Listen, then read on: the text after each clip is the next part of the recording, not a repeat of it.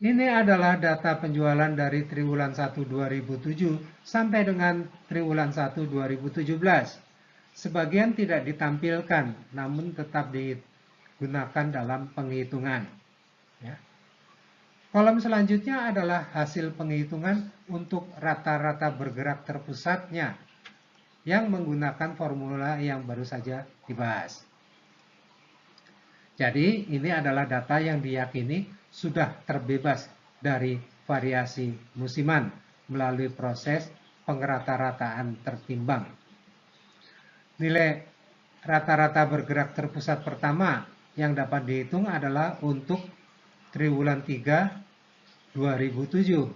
Sedangkan untuk yang terakhir hanya bisa kita dapatkan nilai rata-rata bergerak triwulan 3 2016. Jadi kita kehilangan dua waktu di ujung-ujungnya, awal maupun akhir. Kemudian dibuatlah rasio data antara data runtun waktu pada kolom kedua dan rata-rata bergerak terpusat yang disajikan pada kolom berikutnya. Jadi nilai rasio pertama sebesar 113,766 adalah hasil bagi dari 2.941 dan 2.585,125 dikali 100. Perhatikan bahwa rasionya dinyatakan dalam skala ratusan, sehingga nanti ketika menggunakannya juga harus dilakukan pembagian dengan 100.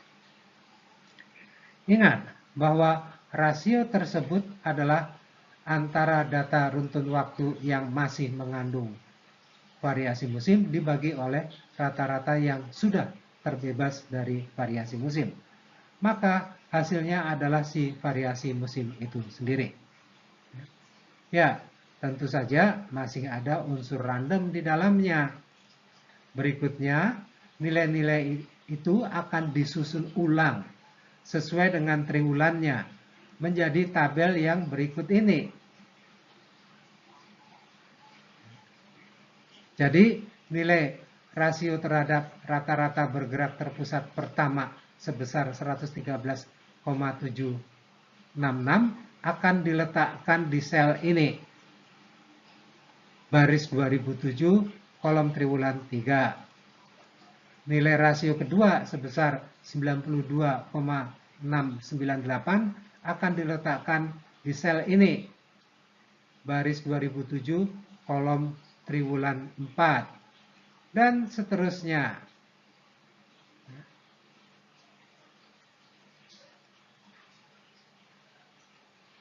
Nah, apa yang dapat kita temukan dari informasi yang tersaji pada tabel tersebut?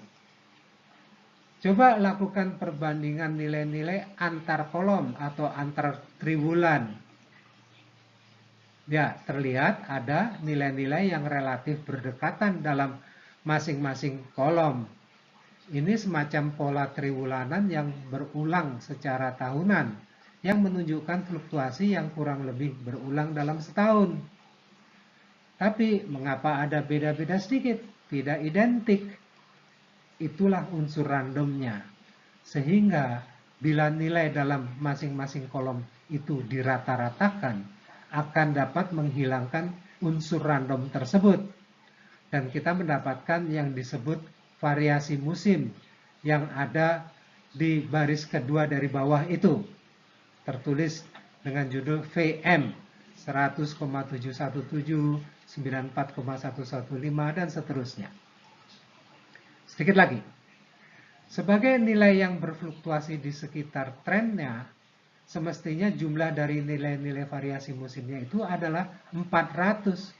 Karena bukankah bila tidak terjadi fluktuasi, maka nilai setiap triwulan adalah 100.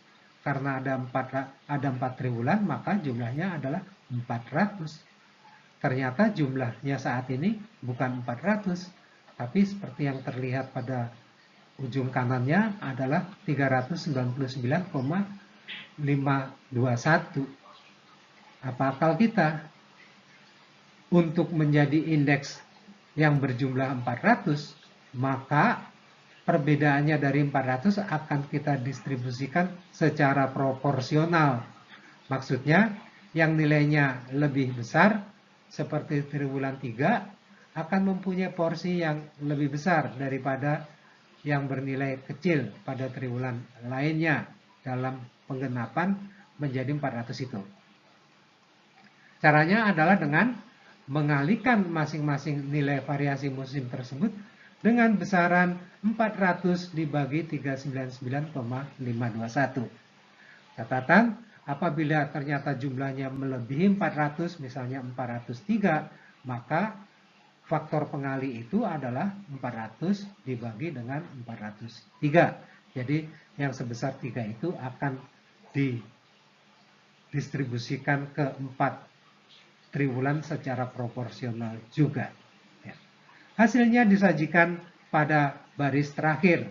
Itulah indeks musimnya.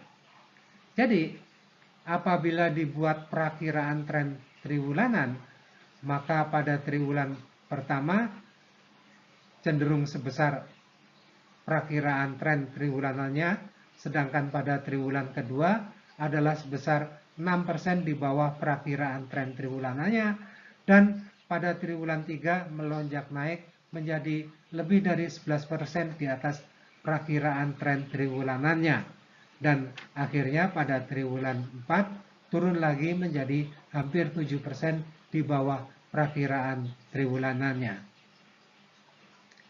Nilai indeks musim yang diperoleh inilah yang digunakan untuk menghilangkan unsur musiman dari data runtun waktu. Untuk kemudahan melakukannya, maka nilainya ini akan diletakkan di kolom berikutnya pada tabel awal tadi. Sehingga dapat dilihat urutan indeks musim yang berulang setiap tahunnya seperti ini. Ya. Data runtun waktu yang dihilangkan unsur musiman itu disebut deseasonalized data. Dalam hal ini deseasonalized sales yang akan disajikan pada frame berikutnya. Kita lanjutkan. Disajikan kembali deretan indeks musimnya.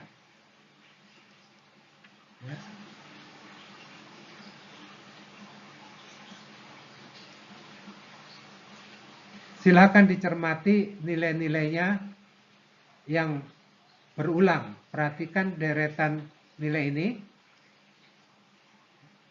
yang kemudian berulang di sini. Berdasarkan dua kolom yang ada, dihasilkanlah deseasonalized sales atau yang dikenal dengan nama seasonally adjusted time series. Dalam hal ini seasonally adjusted sales.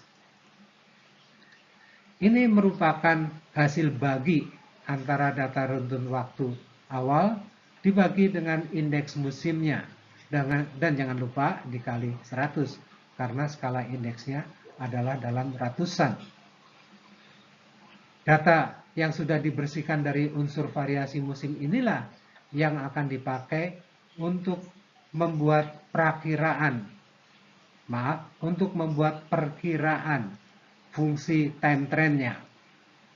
Untuk itu perlu kita buat plot datanya untuk menetapkan bentuk fungsi mana yang paling mendekati perilaku datanya. Hasil plot itu adalah demikian ini. Nampak ada kecenderungan bentuk eksponensial walaupun sangat sedikit. Maka kita akan memerlukan transformasi data variable dependent seasonally adjusted sales tadi ke dalam skala logaritma natural ini.